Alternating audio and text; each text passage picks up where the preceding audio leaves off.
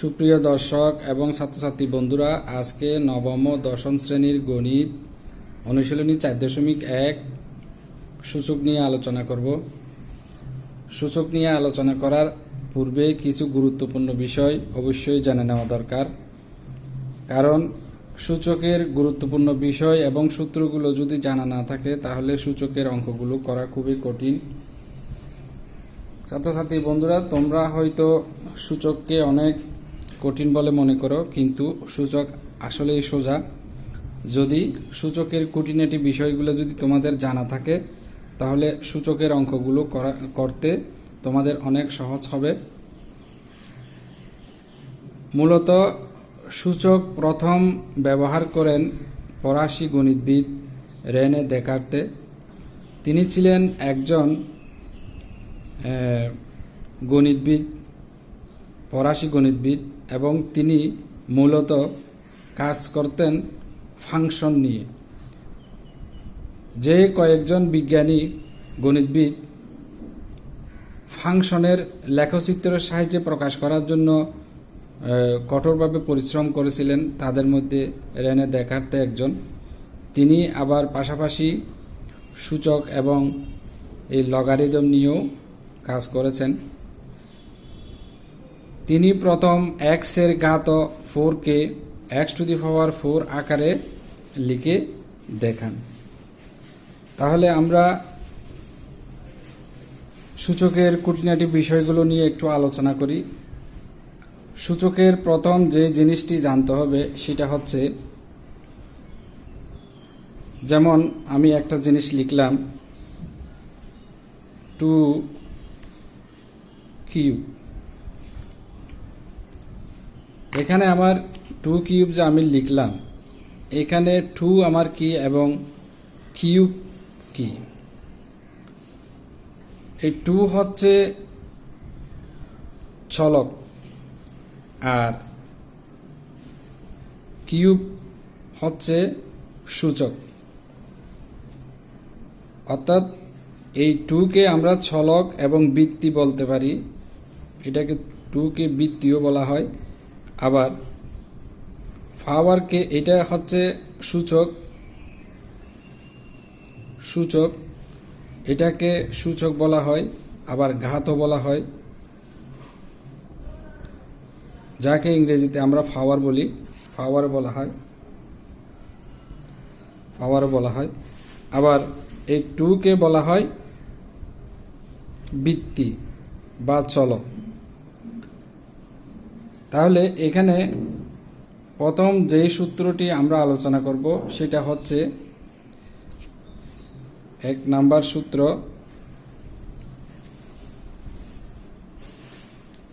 a⁴m into a⁴n। অর্থাৎ সূচকের যদি বৃত্তি যদি একই হয় এবং তার উপরে যদি পাওয়ার থাকে, ঘাতও থাকে, আমরা এটাকে লেখার সময় গুণের থাকলে আমাদের পাওয়ারগুলো যোগ হয়। এটা হচ্ছে প্রথম সূত্র সূচকের। আমরা এটাকে লিখব a⁴m + n।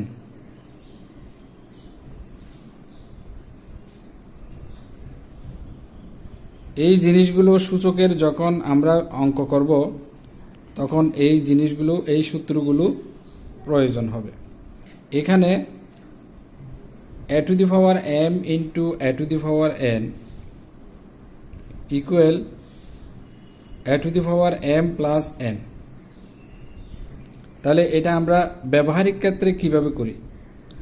যেমন আমি যদি মনে করি আমার 2 এর উপরে পাওয়ার আছে 3 ইন্টু আবার 2 এর উপরে পাওয়ার আছে 2,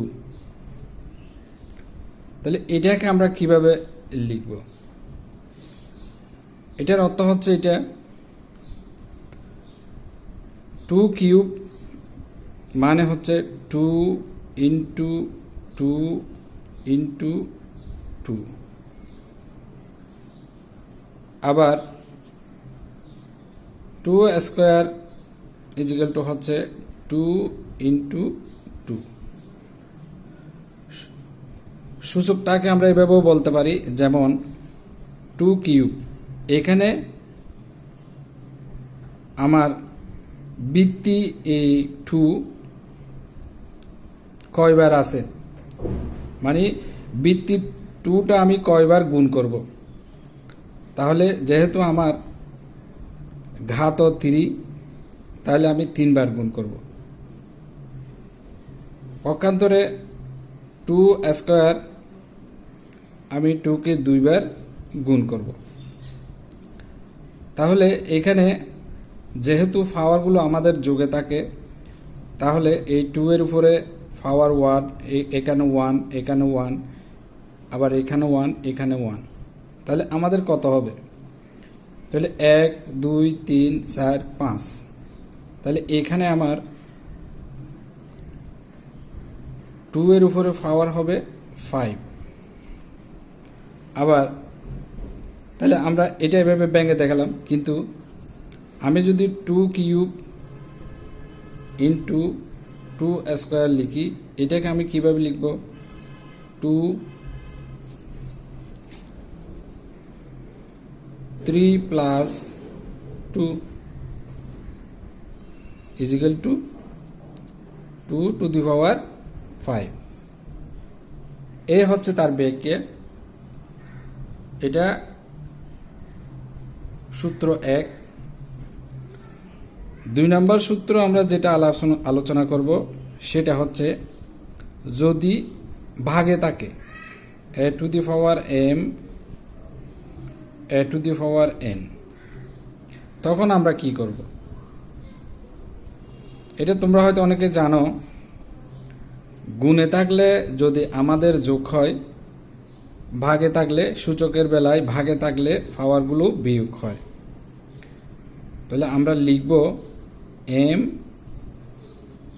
মাইনাস n। এখানে এটা 2 ধরনের সূত্র হতে পারে, 2 ধরনের হয়। একটা হয় a to the power m minus n, যখন m n হয়। আবার a to the power n minus m হয় যখন n গ্রেটার দেন m হয়। তাহলে এটা 2 জায়গায় 2 ধরনের ব্যবহৃত হয়। এটা আমাদের ঘাতের উপর নির্ভর করে। তাহলে এই গেল 2 নম্বর সূত্র। এরপরে আমরা দেখব আমাদের 3 নম্বর সূত্রটা কি। 3 নম্বর সূত্র হচ্ছে গুণফলের ঘাত। গুণফলের ঘাত বলতে আমরা একটা জিনিস বুঝি, সেটা হচ্ছে যে, যেমন আমি যদি মনে করি আমার এখানে 3 ইন্টু 2, এটার উপর আমার ঘাত আছে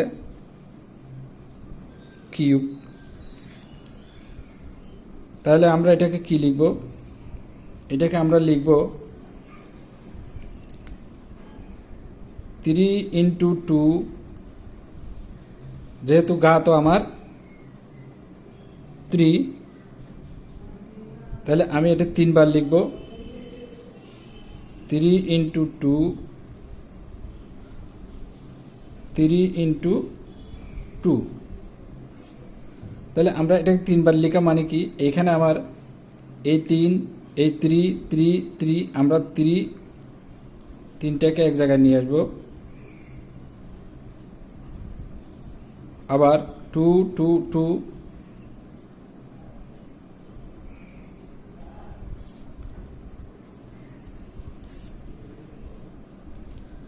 এভাবে হবে। এরপরে আমরা একটা জিনিস বুঝবো, সেটা হচ্ছে আমার এই পাওয়ারগুলো আমার গুণের মধ্যে আছে, 3টা গুণের মধ্যে আছে। তাহলে আমার এখানে 1, এখানে 1, এখানে 1, এখানে 1, তো তাহলে 3 টু দি পাওয়ার 3 হবে, অর্থাৎ গুণে থাকলে আমার এটা যোগ হয়ে যাবে। আমি দেখালাম না, এখানে দেখাই 1 plus 1 plus 1 into 2 to the power 1 plus 1 plus 1, তাহলে 3 কিউব হয় এখানে ইন্টু 2 কিউব হয়। তাহলে আমি কি লিখতে পারতেছি, 3 গুণ 2 cube equals to 3 cube into 2 cube. তার মানে আমরা কি লিখতে পারি, তাহলে সূত্রটা আমরা এভাবে লিখতে পারি,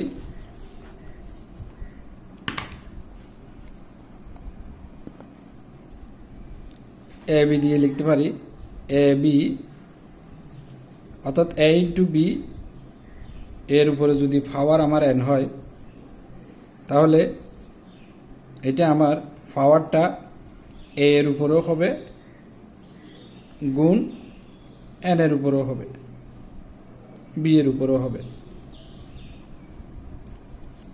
তার মানে আমরা যদি 3 ইন্টু 2 কিউবকে যদি 3 কিউব ইন্টু 2 কিউব লিখতে পারি, তাহলে এ ইন্টু বি অর্থাৎ এ বি এর উপরে পাওয়ার যেটা আছে সেটা আমরা এ এর উপরেও লিখতে পারি, বি এর উপরেও লিখতে পারি। এটা হচ্ছে আমার সূচকের 3 নম্বর সূত্র, অর্থাৎ গুণফলের ঘাত। এরপরে আমরা যেটা আলোচনা করব সেটা হচ্ছে ভাগফলের ঘাত। যেমন আমি যদি এখানে লিখি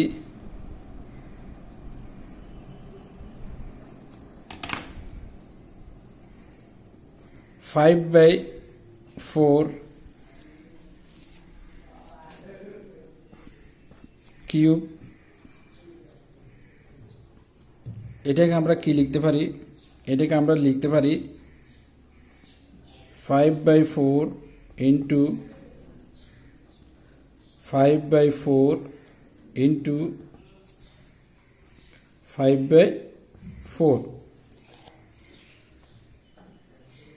অর্থাৎ মনে করি এটা যদি এ হয়, এ কিউব হয়, এ কে আমরা 3 বার করে লিখলাম, অর্থাৎ 5/4 এটাকে আমরা 3 বার করে লিখলাম। আবার এটাকে আমরা এভাবেও লিখতে পারি, আমরা উপরেরগুলো উপরে, নিচেরগুলো নিচে লিখতে পারি 5 5 5, নিচে আমার 4 4 4, তাহলে আমার কি হবে,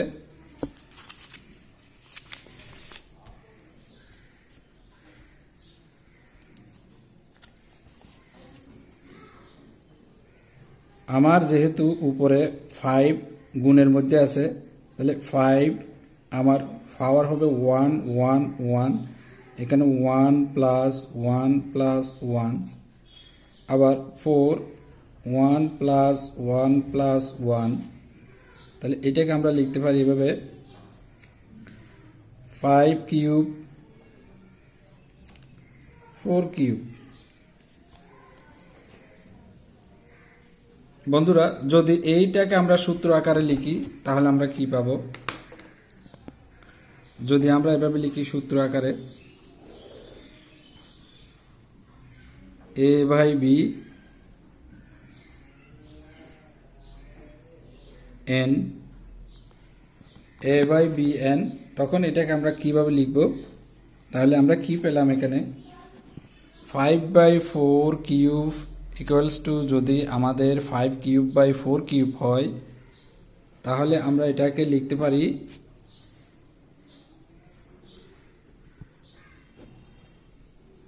এ এন বাই বি এন। এটা হলো আমাদের ভাগফলের সূত্র, অর্থাৎ ভাগের সূত্র, সূচকের ভাগের সূত্র। তাহলে এই জিনিসগুলো খুঁটিনাটি সূচকের বিষয়গুলো যদি জানা থাকে, সূচকের অঙ্কগুলো করতে অনেক সহজ হয়। এটা সূচক নিয়ে আমার প্রথম ভিডিও, যার কারণে প্রথম যে বেজ সূচকের মূল যে ধারণা সেটা তোমাদের জানা থাকা অবশ্যই দরকার, না হলে যখন অঙ্ক করতে যাবে তখন বিভিন্ন বাধার সম্মুখীন হবে। এরপরে আরেকটা সূত্র আমরা আলোচনা করব, সেটা হচ্ছে সূচকের ঘাতের ঘাত। যেমন আমরা যদি এখানে একটা জিনিস লিখি, আমার এখানে 4 স্কয়ার হোল কিউব, তাহলে এটা আমি কিভাবে লিখব? এটার অর্থটা কি? এটার প্রথম অর্থ হচ্ছে আমার 4 ইন্টু 4 কিউব হবে 4 ইন্টু 4, 4 ইন্টু 4, 4 ইন্টু 4।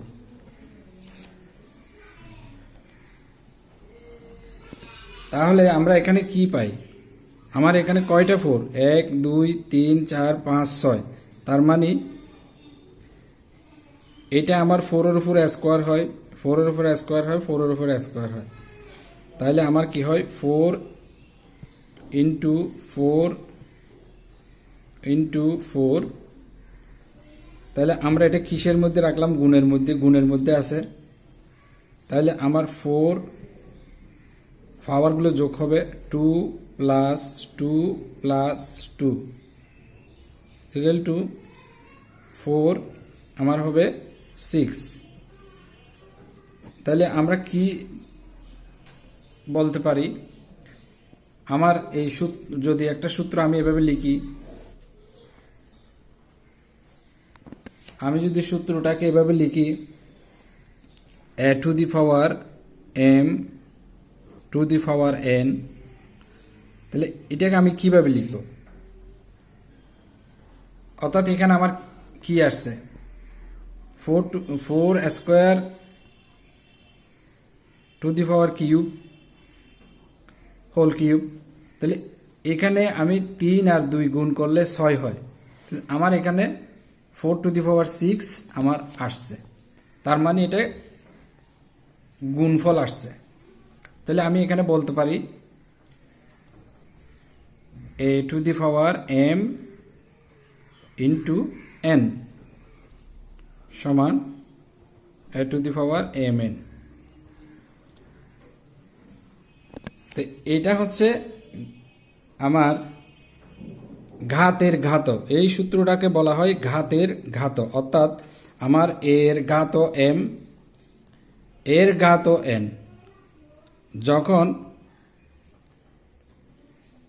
তাহলে আমরা বলতে পারি এখানে সূচকের বেলায় আমরা বলতে পারি ঘাত গুণ হয়। অর্থাৎ ঘাতের উপর যদি ঘাত থাকে তাহলে এক্ষেত্রে আমাদের কি করতে হবে? পাওয়ারগুলো গুণ করতে হবে। তো সেটা কেন গুণ করতে হবে সেটা এখানে আমি ভেঙে দেখাইলাম কেন গুণ করতে হবে। আমরা এখানে এই জিনিসটা ভেঙে দেখাইছি যে প্রথম আমার 4 এর উপর স্কয়ার মানে দুইটা 4 গুণ করতে হবে। এরপরে দুইটা 4 এর উপর কিউব মানে এটা 3 বার লিখতে হবে। এখন আমি আমার পাওয়ারগুলো যেহেতু সূচকটা যেহেতু গুণের মধ্যে আছে বৃত্তিগুলো, তাহলে আমার পাওয়ারগুলো কি হবে? যোগ হবে। তাহলে এখানে আমি এটাকে 4 স্কয়ার 4 স্কয়ার 4 স্কয়ার লিখতে পারি। তাহলে আমার 4 এগুলো গুণের যেহেতু আছে আমার যোগ হবে। তাহলে আমার হবে 4 টু দি পাওয়ার 6।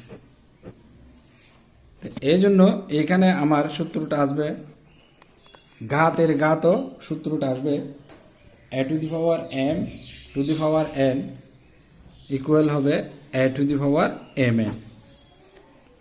এরপরে আমাদের যে সূত্রটা আছে সেটা হচ্ছে শূন্য সূচক।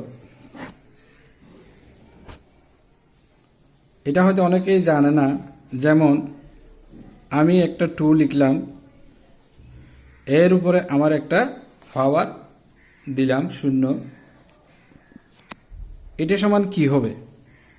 অনেকে মনে করে আমি 2 এর উপর পাওয়ার 0 দিলাম, এটার মান 0 হবে।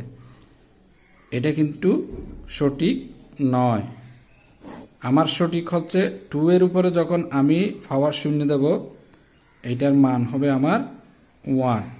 অর্থাৎ সূচকের ক্ষেত্রে মনে করতে হবে কোনো কিছুর উপরে যদি পাওয়ার 0 থাকে সেটার মান হবে 1। এটা হচ্ছে শূন্য সূচকের উদাহরণ।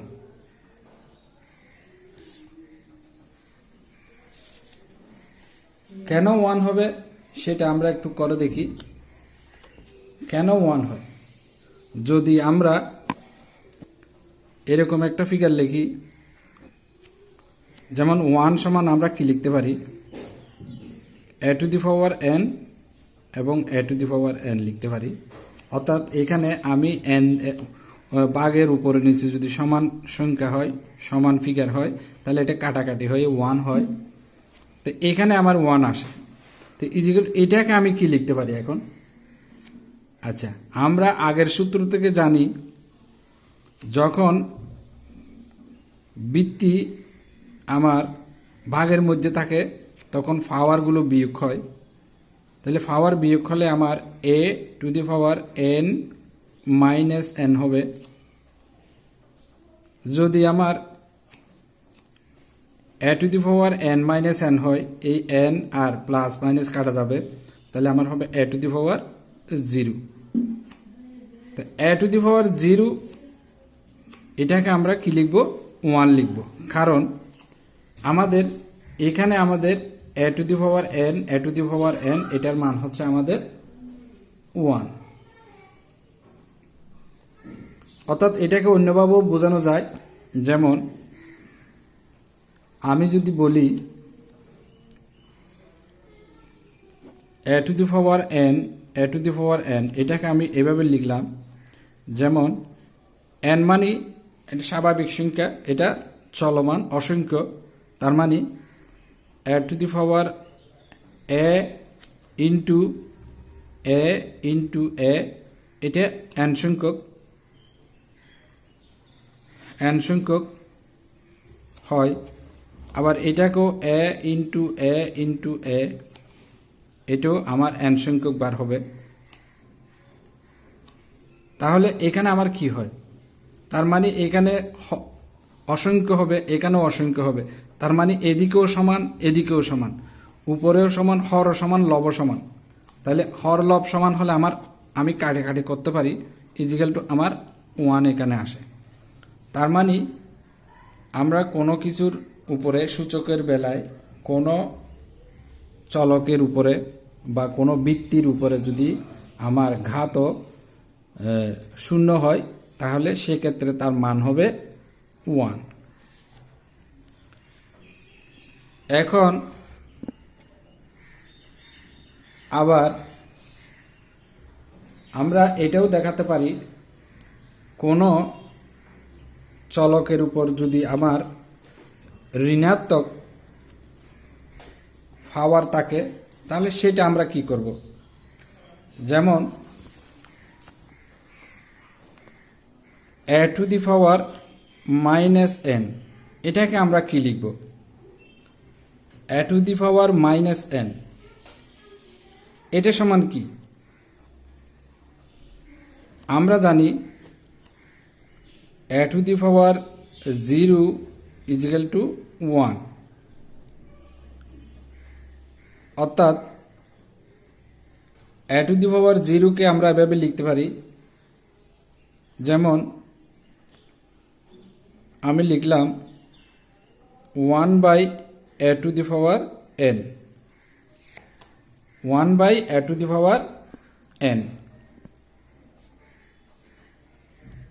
আমি এটাকে যদি এভাবে করি 1 by a to the power, আমি একটা সংখ্যা নিলাম 1 by a to the power n, এটাকে যদি আমি এভাবে লিখি, অর্থাৎ 1 সমান আমি কি লিখতে পারবো? আমি এর আগের সূত্রে প্রমাণ করে দেখাচ্ছি যে 1 সমান a টু দি পাওয়ার 0।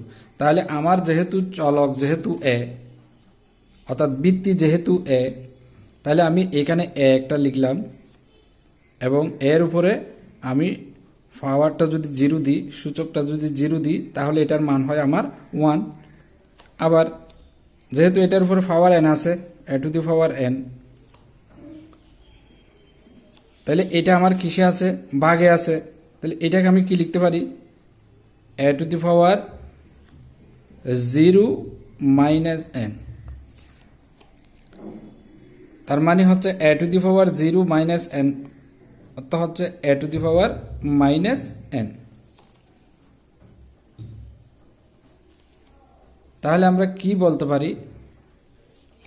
আমরা বলতে পারি এখানে সূত্রটা হচ্ছে a to the power minus n যদি থাকে, কোনো বৃত্তির উপর পাওয়ার যদি আমার মাইনাস থাকে, তাহলে সেটাকে আমরা 1/a two the power n লিখতে পারি।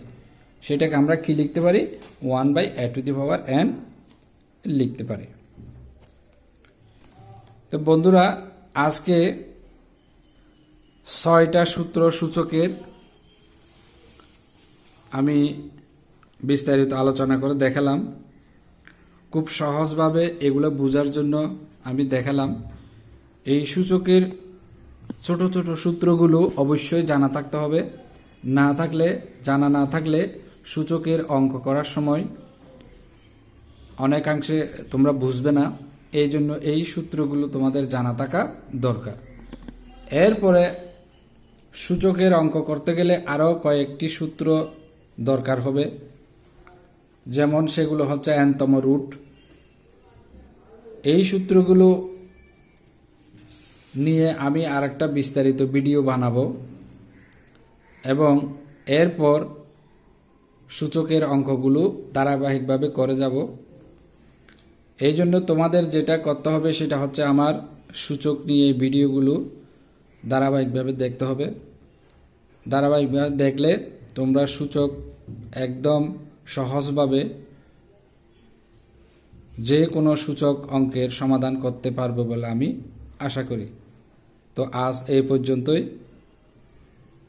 সবাই ভালো থাকো এবং নিরাপদে থাকো। আজকের মতো এখানে বিদায় নিচ্ছি।